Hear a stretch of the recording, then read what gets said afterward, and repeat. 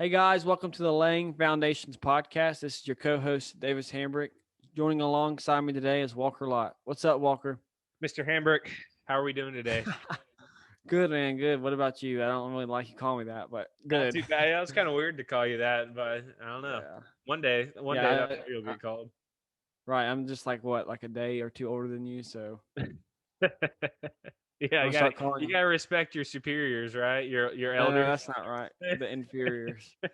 But man, we had a great time. I mean, we just talked to a great guest, Arthur Bides. I actually got to know him a little bit during my thesis time. I know you know a little bit about that now, and Learning about it. um, I got to interview him and talk to him. It was really cool getting to meet Arthur and talk about his perspective of he didn't go the traditional route of kind of like Walker and I did was going to get your construction management degree and then going out and doing internships, but then Yeah, finally getting into construction. He started out as a laborer, and then he wanted to learn about land surveying, so he went into that. And then he was a rodman, and then finally he met the PM, and it was just really cool getting to talk to him and hear about how he got into construction, but then how smart that guy is. What do right. you think about him? Before that, he went to the military too. So I mean, Right, he's been all over the place. But no, he was that's he right. was fantastic. I learned a ton. I don't know anything about wastewater, but now I know a little bit more than I did yesterday, which That's right. is all you can ask for.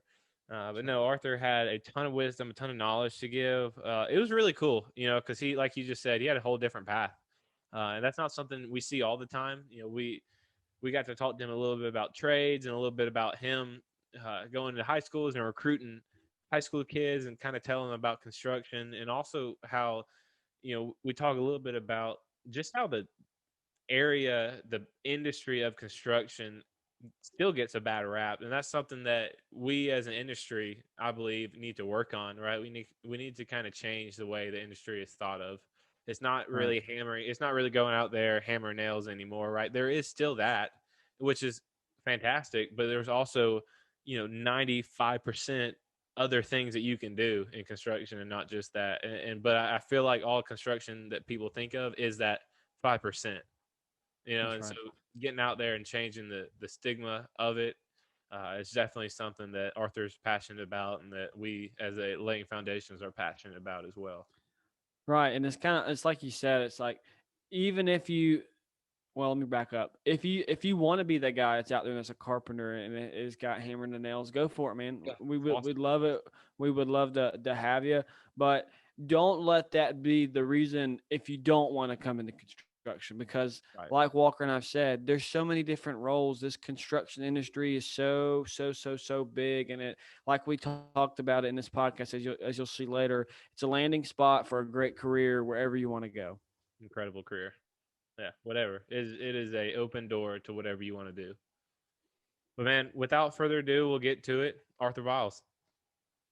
Arthur, welcome to the show, man. We really appreciate you having here. We're excited to learn more about you. Just to start off, where are you from? What do you do? And where are you currently? Yeah. So originally, I'm from Jacksonville, Florida, and I'm a water wastewater engineer and project manager for the local municipal utility. And I'm here in Jacksonville, Florida, where I grew up. So kind of made a big loop through Auburn and came back to Florida. Yeah, that building looks familiar behind you. Yeah, spent plenty of time there. Yeah, that's right. For those of you who can't see, that is the Gory Center. It's a building that we all three of us have spent a lot of time behind, or at around, in, wherever you, whatever you want to say. We've spent a lot of time there. Arthur, just to start off, man. So you said you're in wastewater treatment, right? Yes. So what made you want to go into that with a building science degree? That's a little bit different. You don't hear about that too much. Yeah, it's I got my undergrad from the University of Florida in civil engineering, focusing on water resources. And I had a background in construction, so this being a project manager for the local municipality utility seemed like a perfect fit for me. And been there for over 7 years now, and I really do enjoy it. Yeah, well, Arthur, I liked from our previous talk. You told me a lot about how you got to become, into civil engineering and how you became and got into the master's program at Auburn. Tell us a little bit, if you don't mind, about that. Like, I remember you talking to me about how you were a laborer, you used to do land surveying, did rodman, and then you finally got to be a PM. So tell me about that trek. And I really just love the story that you told me. Yeah, so I didn't take the typical path to college or through college. And I grew up in a family of five. So I had two big brothers, twin brother and a sister. So coming out of high school, we didn't have a lot of money to go to college. So I joined the Marine Corps right after I got out of high school and spent a few years there. And when I got out, I really didn't want to work in the office. I was used to working outside. So, I did some day labor jobs starting out of the Marine Corps and just fell into land surveying. They saw when the surveying crew saw that I had the ability to do layouts and stakeouts for construction, and they put me on the crew and worked my way up through the ranks from holding the rod, cutting out line, to working the instrument, to being a crew chief and a project manager. And I got in with a good company in Gainesville, Florida, and the boss there said, "Hey, man, you should go to college." and, and you know, and that's when I went to University of Florida to get my civil engineering degree. So I graduated in 2009, which was not a good year for anybody to graduate from college, especially in civil engineering or construction. Right. Everything just disappeared. So luckily, I got a job with Army Corps of Engineers, working at Fort Benning as a project engineer. And I got the opportunity when I was there to pursue my master's in building science at Auburn University. And I learned a ton of stuff at Auburn. I mean, the program there is, one of the top in the world, I think.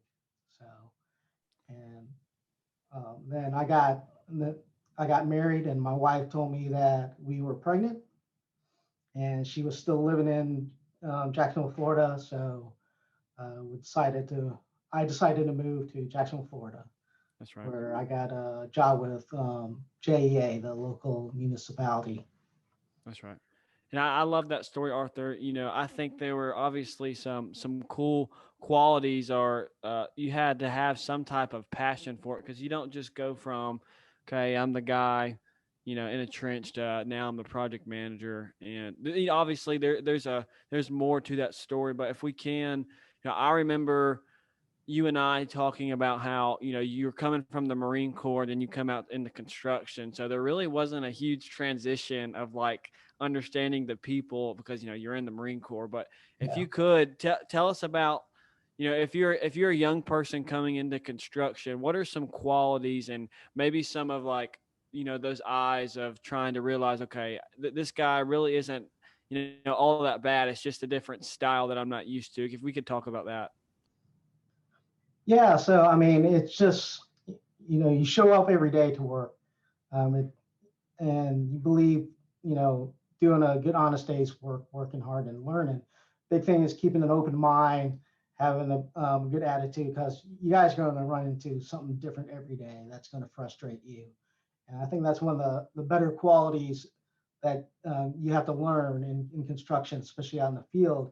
Is that when you hit those challenges, you'll get angry, you'll throw up your hands, but you got to push on through. And it's one of the things that I learned in the Marine Corps that transitioned well into construction, is that you're going to hit a wall, you're going to hit a challenge, and you just don't stop. You push on through.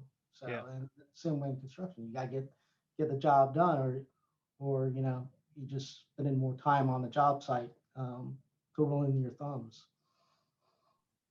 I think that's a common theme that we've come across a lot with construction, especially, is that you're right. Every day is something different. So kind of having that ability to adapt is definitely what makes, I think, you very successful in construction all around. Because if you can't adapt, right, and I'm sure you got a lot of this from the military, right?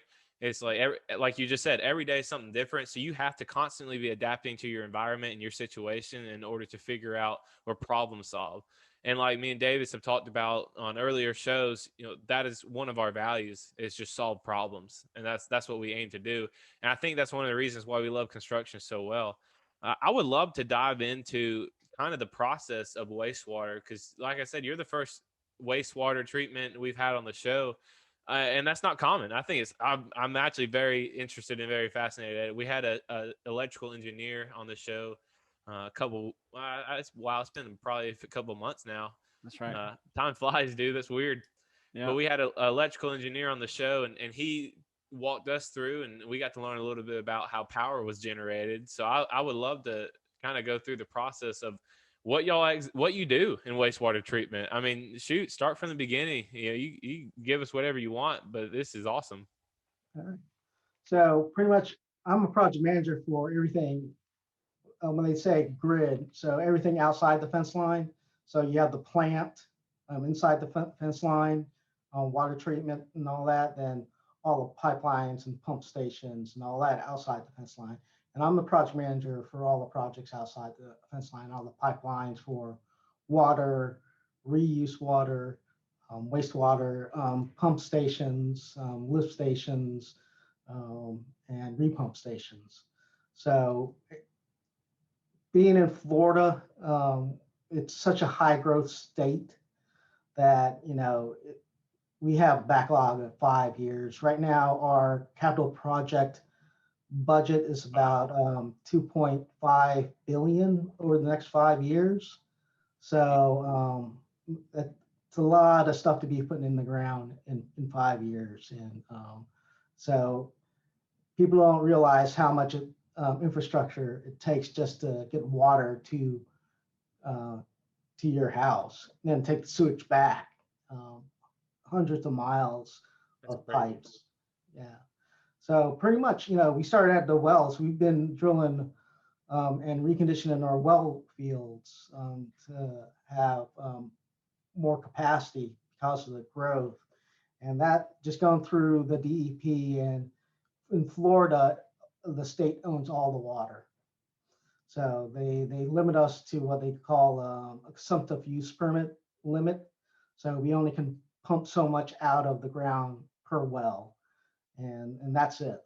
And so, to get more water, we have to drill more wells, and that's what we're in the process of right now to keep up with the growth. So the well water is what you send to domestic water pipes, essentially, to people's homes, correct? Yeah. Okay. So I assume after that comes out of the ground, you'll send it through a treatment process first, and then it goes out, or what? Yeah. So in Florida here, we're really lucky. We get our water from the aquifer and not from the river or surface waters. So we don't have a lot of organic stuff in our water. It's pretty pristine. So pretty much all we do is just off gas it, run it through air strippers, and chemically treat it for biological matter, and filter it, and we send it on its way. So it's pretty simple for Florida, pumping water out of the aquifer about 1,000 feet deep. Wow, that's crazy. And so once it goes to people's homes, right? We just treated it, went to homes, and now they flush it down the toilet or whatnot. It goes into the sewer system. How long? So, well, I guess I have a few questions to this. Yeah. One, where does it go ultimately? Where does the water end up? And two, kind of how long is the treatment process? And can you reuse some of that water for something else? Or, I mean, what happens to it? Yeah. So that's the big thing with, like I previously said, which limits how much water we can pump out of the ground. Well, most of the water that's used is for irrigation. So we want to limit the use of potable water for irrigation. So what we've been doing is taking the sewage water, bringing it back to sewage plants that we have around Jacksonville, Florida, and treating it to reuse water standards where they can use it for irrigation. So we're kind of using the water twice instead of just once with the the reuse water. And we're progressing towards completing the circle where we're taking that reuse water and treating it back to potable water standards and sending it back into the system. And we have a pilot program for that. That's in the second stage. I think we're building and upscaling the project to provide more potable water from reuse water. That's awesome, Arthur. What would that stage look like in Alabama? Do you know how did it, what's the difference there from Florida to Alabama, if you could? What do you mean the difference? So you talked about how this is a different stage of it's more potable water. Is there something that Alabama does differently? Well, I think they do take some of their water from surface waters from the river and treat it that way. But I do think that Alabama does have wells also that they treat. Okay. So in Florida, we have a bigger aquifer to pump from than Alabama, but the ratio between surface water and groundwater is almost equal in Alabama. Yeah. So I have a question. Every time I go down to Florida, right? Because I'm from Alabama, it's different water. What is the taste that you get from Florida water, right? Because it is a different taste than Alabama, Georgia water. I mean, is that just is that like the aquifer where it comes from, or is that how you treat it? Or is it just a natural? I mean, what exactly is it? I've always been curious about this. Yeah, so Florida water comes out from the aquifer and from limestone, what we call karst geology. Okay. So limestone structures and stuff like that. And there's a lot of dissolved minerals in Florida water, like magnesium and calcium and all that. So that's the taste of the water that we have. And that's one of the problems that we have with potable reuse water, because people here in Florida are so used to the aquifer water with all those dissolved minerals that the reuse waters that treated to potable water standards is so pure now. It doesn't have any of that. Okay. So we have to mix it with aquifer water to make it taste the same. So your reused water essentially tastes like normal water to us, right? Yeah. That's awesome. Pure water. There's no That's minerals funny. in it or nothing. Yeah, it's crazy. So as a project manager, what is your role in all this? Do you supervise the infrastructure part of it, like actually building the infrastructure? Or are you more of a PM for the purification process of the treatment of the water? Well, as a project manager here, we pretty much cradle to grave on the projects. So we start in planning and start coordinating with them to see what they actually need and want, and try to build a scope out of that. And we build the RFP to select the engineer to design the project. Then I oversee the design of the project, making sure all the stakeholders are involved, and we're doing proper checks of the design, and we're going through the proper permitting procedures for all that. And after we get to a full set of design drawings, then I'll build up a bid package to put out there and advertise to get a contractor on board to build it. And then I oversee the construction of all that with a construction inspector, and sign off on the permitting and all that to put the project into service, because there's certain requirements that as an engineer I have to sign off on and then make sure that it meets specific requirements for DEP. Right. And that seems like a whole different process. I mean, you're part really of the design portion of this system, right? And then you put it out to bid, and now contractors, which for Walker and I, being from the GC perspective, even though I know Arthur, you learned at Auburn different sides of it, but it's really cool to hear about this because as two guys from building science and three with Walker coming up here soon, it's really cool to hear the different side of, okay, this degree can get you to being what most people do is general contracting, but you can also be in wastewater and be a wastewater engineer and still find like a very awesome job that you enjoy. And so that's kind of where I wanted to land next. And it's one of the values of why we started this podcast was, we want to attract, the younger generation into construction. We see now how there's a skilled labor gap. There's just a gap in general of people that we need that want to come into construction. And so I remember us talking about how you had to think outside of the box and how you've had to go and recruit at high schools for skilled labor. Would you mind sharing with us about that? Absolutely. So one of the things that um, people like get in their minds about construction is that, oh, you're out there just building buildings and stuff like that. But there's like everything out there that needs construction help from all the infrastructure from roadways to water pipes to communications and stuff like that. There's all these niche industries that people don't think about that Right. you do need construction people in, Right. and you can find something that's interesting to you. And also, it's not every day. You're not going to be out there every day pounding nails. If that doesn't interest you, you have to work a little bit. If you find your interest, you work towards like what I did in the water.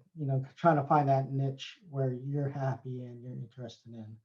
So, but it just having basic construction knowledge and how to run projects and how to run construction projects effectively, it opens up an entire world to you. Because they don't hire us to just to oversee and babysit. They hire us to solve problems and stuff like that. If there are no problems for us to solve, then anybody can do this. And we wouldn't have a job. So. Yeah, we want to have jobs. So, and you got to love to have those challenges and love to want to get your hands dirty and try to figure stuff out. That's right. And what was it? What was it like, Arthur, of going into these high schools and trying to recruit, people to want to come into this field? Did you? What was that like? Yeah. So, you have a bunch of people, half of them were like, construction is not for me and stuff like that until you start telling them, well, it's not just, slamming nails into wood and Right. stuff like that. Right. There's a whole entire different world.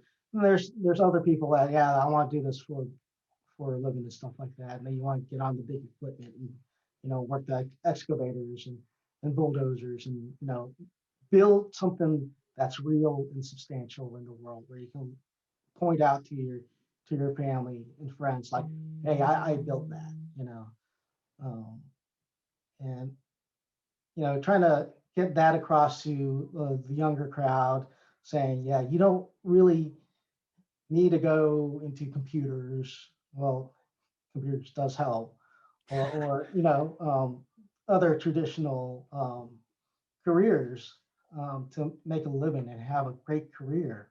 Right. Construction is definitely, I think, is a great career, and it's a stable career if you can find your niche. That's right. And Arthur, we had a guy on our show. His name was Johnny Green out of Nashville for Lake Construction, and he talked about, you know, construction. Even if you don't want to end up staying, I'm pretty darn certain I'm going to be here the rest of my life. But even if you don't want to stay in construction the rest of your life, it is an amazing landing spot to go to something else because of the qualities you learn and how hard the work is, and the camaraderie with the people that you're working with. But he talked about how it was a landing spot was because if you think about it, you're right. You don't have to just want to be in skilled labor. You definitely could. You can go work for a GC. You can go work in HR. You can go be a lawyer. You can go be in technology. I mean, this construction industry as a whole is just this huge idea, and it's one of the reasons why Walker and I, again, started this podcast was, like you said, going to these high schools and changing the narrative and the perception of you're not just the guy if you don't want to be the guy that goes out there with a hammer and nails, and that's not what you have to do 24/7.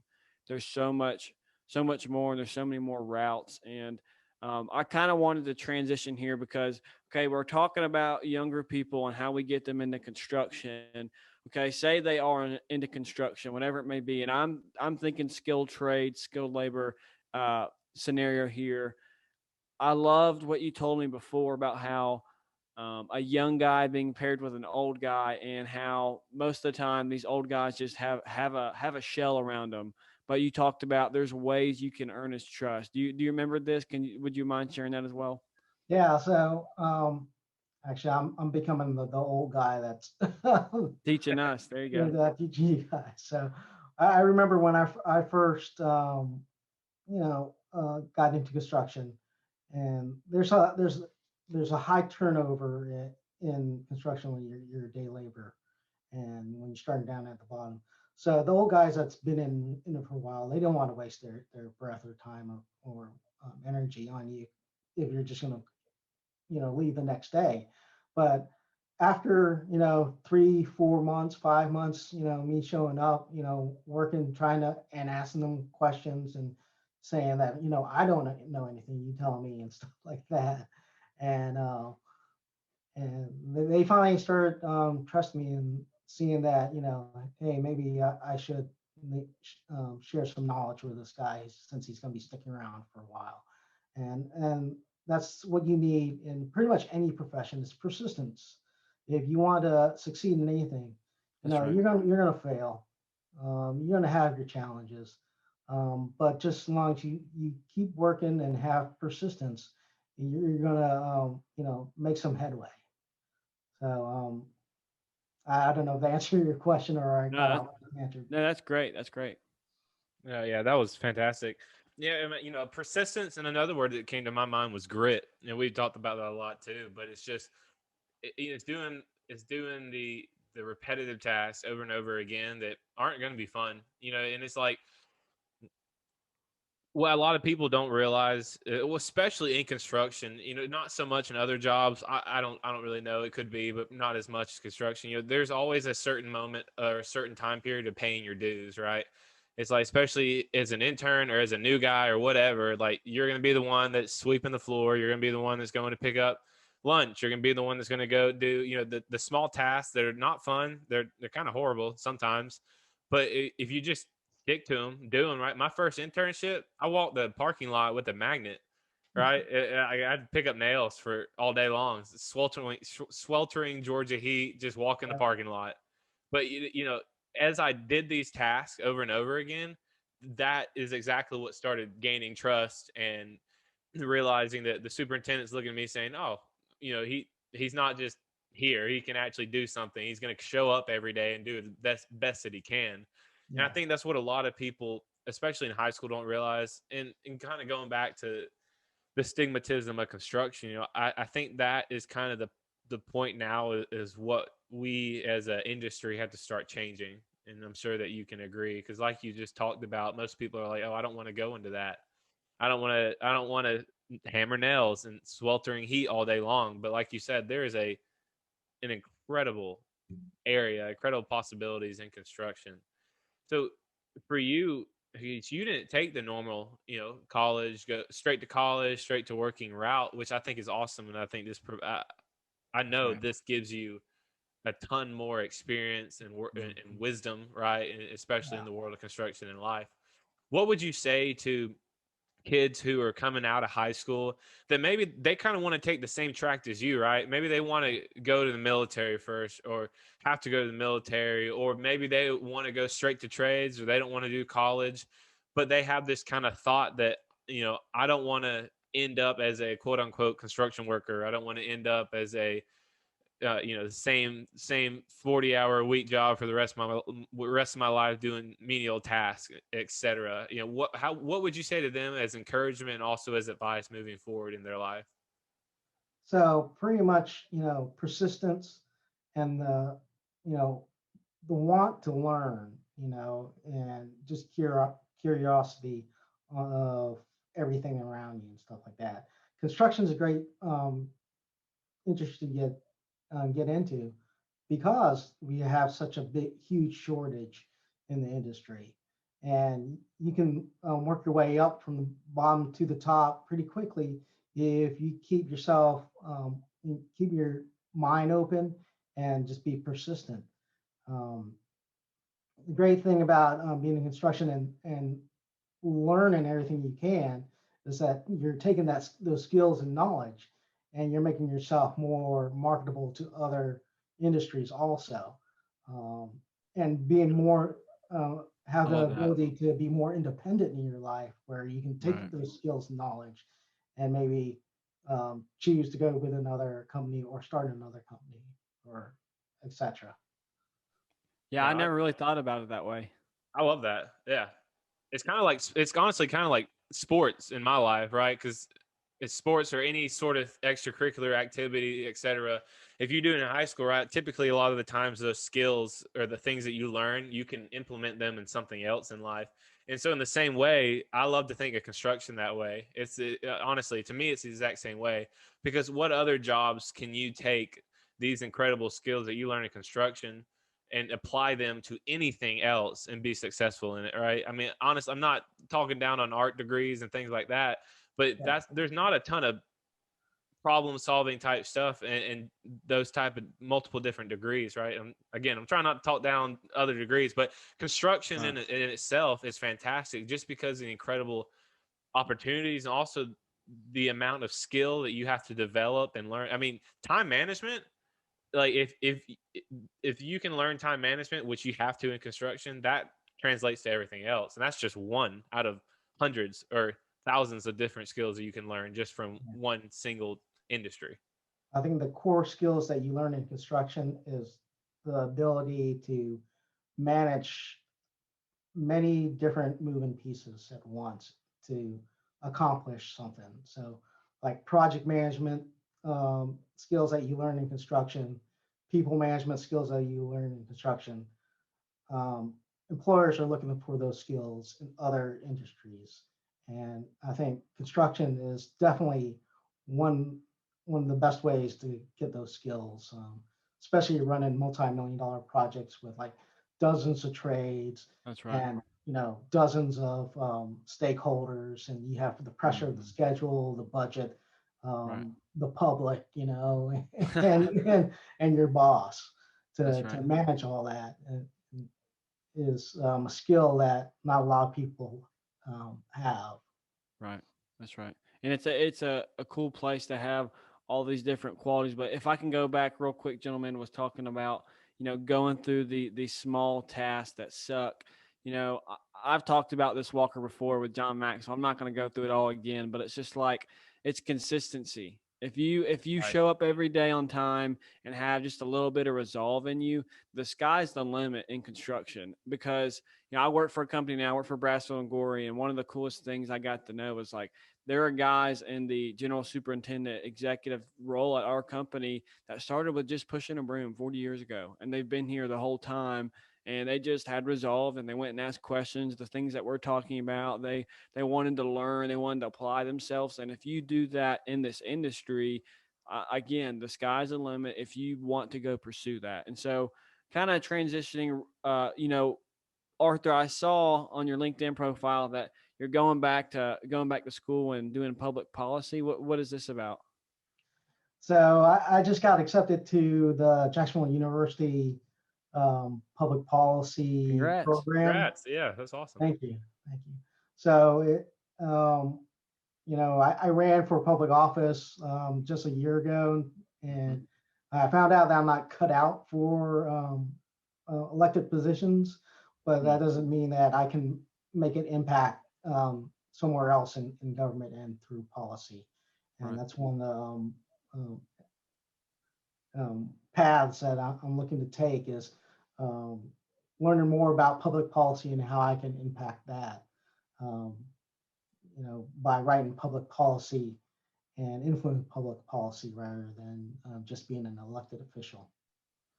So, I feel like that I have a great background coming through the ranks of construction and Mm. engineering and water resources and such a broad background that I think I have a particular view that can be beneficial to our public policy in That's right. Florida. What is there a sector of public policy? Is it in the wastewater or is it just very general? Pretty much I want to focus on water, wastewater, Okay. and I'm trying to get more infrastructure dollars to help out smaller communities because Jacksonville's a big utility company, eighth That's right. largest in the nation, Right. public utility.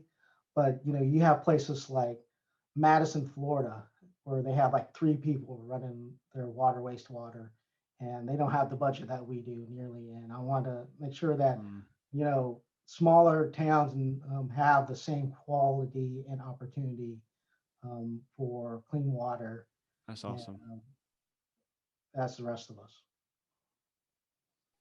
That's really cool. And hey, Abraham Lincoln, it took him like 7, 10, 12 years, something like that Yeah, to get elected and everything else. So I'd say keep on trying because I think what you could do for wastewater, especially like you're saying, the smaller towns would be incredible. And that's a lot of things. That's what people overlook, right? It's just the little guy, the smaller towns, the towns that aren't the metropolises of the world, right? But there's still people that live out there that need the water. And I think that's funny. See how I can tie this in. But I think it's funny, right? Because when I would go to camps and like football camps and play and yeah, everything else, I'm from Alabama, and I used to have a lot of people. People would joke and be like, "Oh, do you have running water there yet?" Right? And so I feel like it's kind of the same. I just thought of that. I feel like it's the same thing of oh, do you got sewage and running water down there in the South yet? yeah. But it's no, I really think that's cool. And I could definitely tell you have a passion for that, especially for what you do. But Arthur, we're starting to get to the end a little bit, but before we wrap it up, I wanted to ask you at least one question. This is something we ask every guest on here. Yeah. But like we talked about earlier, you have a ton of wisdom and you have a lot of knowledge and you've been around, you've done a lot of different things. From your knowledge, wisdom, experience that you have now that you gained over your entire lifetime, what advice would you give to your 20-year-old self if you could go back in time and tell yourself something? Oh man. That's the Yeah, usual so there's a lot of response stuff we I get. wish I could tell That's right. my That's 20 everybody. That's yeah. everybody. So I think patience. That's a Patience. good one. Everybody wants everything right away. They want instant gratification. Nowadays, it just seems like, if I do something, then I expect something back for that immediately. And That's life right. is not like that. Um, and I've pretty much worked, 15 years, 20 years to get where I'm at now. Right. And I'm glad that I did it, you know. And there were places where in my life on that journey where I was like saying to myself, "What am I doing?" I'm not making any headway and stuff like that. I've been working 7 years in land surveying, and it, have I gotten anywhere where I wanted to be and stuff like that. And you know, the big thing is I want to tell myself is learn more patience and not give up Really good. as easily as I did sometimes. And That's right. just have that persistence and just a steady drumbeat forward. That's You right. know, you're not going to get there quickly. A lot of times in life, That's right. sometimes it's just slow drudge towards your That's right. goals. What is it? Is it the Navy SEALs? They say steady, slow is steady, and steady is fast. They're slow Yes. is smooth, smooth is fast. That's Yeah. right. One Yeah. of our QC guys says that on our job site, but it's so true, and it's so hard to think about. I'm only 24, and I'm thinking back to when I was 20. I was just so impatient and just like, why is stuff not happening now? And like, why construction site, and it's like Davis, just take a chill pill. We're gonna work through it. Keep trying. We love the passion and the energy you have, but it's just like, man, take a deep breath. It's gonna be okay. Yeah, that's one of the things about construction is that, man, sometimes you just gotta let it take its course and stuff like that, and you just can't rush it. So, That's for sure. And especially construction and projects like you kind of just talked about. I mean, that's a lot of projects. They're typically 8 and plus months, right? That's a long time. I mean, it's a short time in the long run, but it is a long time while you're doing it. And yeah, every day you go to the job site, you don't see any progress, right? It's like you see a little bit. Maybe they might have put in a spread footing or something, or maybe they started putting a column in, right? But then the next day there's a little bit more, and the next day there's a little bit more. And eventually, you know, you have a building, and the same thing goes with life, right? If you're trying to learn something new, if you're trying to get better at something, or you're trying to become a better you, right? Or you're trying to love Jesus more, you're trying to love people more, or you're trying to get better at your job. It's if you the first day you do it, you're not going to see anything, right? The second day you do it, you might not see something. The third, the fourth, That's the right. fifth. But ultimately, you maybe the 30th day in, oh sweet, there's something going up, Click. or they're getting That's something right. in the ground, right? And by the 10 months down the road, you got a building up, right? You got a shell. In 2 years, it's complete, it's beautiful. You got an infrastructure, right? And it's the same thing with life. It's construction, life, it all relates. Yeah. So it's like going to the gym, you know, you're not going to make all the gains in one day there. It takes time and work and consistency. And, you know, looking back at my 20-year journey to get where I'm at, and it's like construction, just building it piece by piece by piece. And, you know, and then you look back and like, holy cow, look at what, you know, the journey I've taken and stuff like that. And I'm sure you guys will do the same thing in your lives and career. So that you guys will take small steps here or there, and then 20 years will pass by, and then you'll look back and say, "Man, did I do all that?" So I wish you guys a great career in life. Well, Thank Arthur, you, thank you Arthur. so much. We really appreciate that, and really appreciate you having on the show. And just thank you for sharing your time and your knowledge and wisdom with us. Thank you.